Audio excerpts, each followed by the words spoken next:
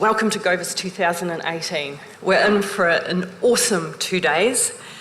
So in my space, I've got two big goals initially.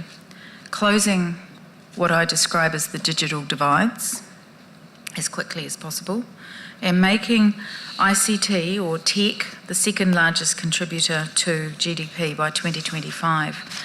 I think we can do better than that, but we have to really focus to be able to do it. So I'm going to make a special announcement today that the government has fast-tracked the development of the all-of-government digital service design standard. The new standard is a significant step towards meeting our D7 commitments as a leading digital nation. It's a template for agencies to design, develop and implement digital services and drive system-wide benefits. This standard will shape design thinking and put the citizen at the centre of trusted public services to New Zealand. So if we want to create a jump shift, we need a new mindset. We're just too slow. We're too encumbered by our comfort zones and the way we've always done things. So it starts with a culture of learning, and that takes executive level commitment. You cannot have your managers in the business not thinking differently, because they will force that culture, and culture starts from the top, right? So you've got to set that scene. You know, core business and new ideas need to be aligned. You need to be aligned by purpose, working together with shared accountability. Understanding each other is really important, and providing incentives, because if we're incented on delivering a project versus incented on an outcome, you're going to operate very, very differently. So I would say change the way you incentivise your staff. Everyone can innovate. I was with a recruiter a wee while ago and they said, "Oh, you're not an innovator." I said, "Why not?" And said, "Oh, because you're not a young male with ripped jeans." And I fundamentally believe that every single person started out as a 10-year-old dreaming and thinking and imagining, and that has not gone away. We have just learnt by rote, and we have to unlearn. So bring people together and support that emotional and cultural intelligence to grow. Find the champions within, put them in charge, help them, challenge them to manage themselves.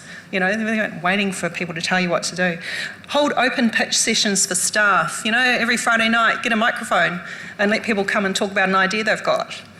Great opportunity for young leaders to come through. Amazing opportunity to share, and also puts people in a vulnerable state, which is part of culture change as well.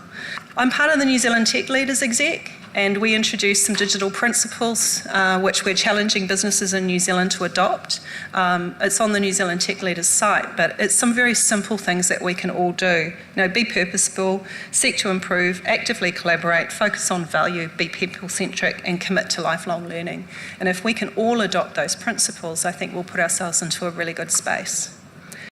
Last financial year, we recorded nearly 400 incidents, 396 incidents, which was an increase of 58 over the previous year. Typically, we see about 15 to 20 serious incidents every month. Due to our focus on those nationally significant organisations, this reflects only a small proportion of the total potential harm that could be occurring against New Zealand. So what should you do? What should your organisations do? First thing is we need to take a risk management approach.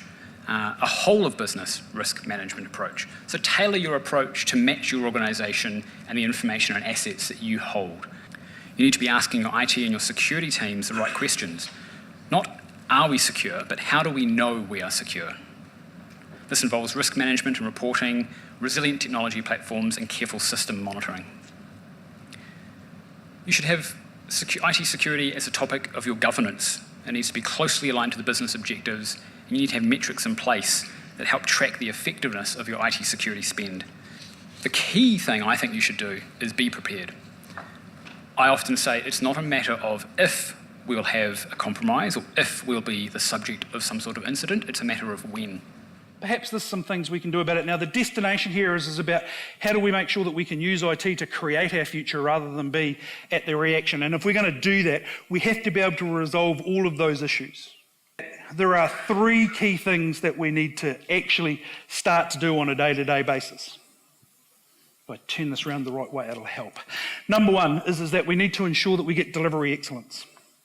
core thing within the IT team, we need to get delivery excellence. We need to take care of the basic business of managing IT. We need to make sure our systems are reliable and fit for purpose.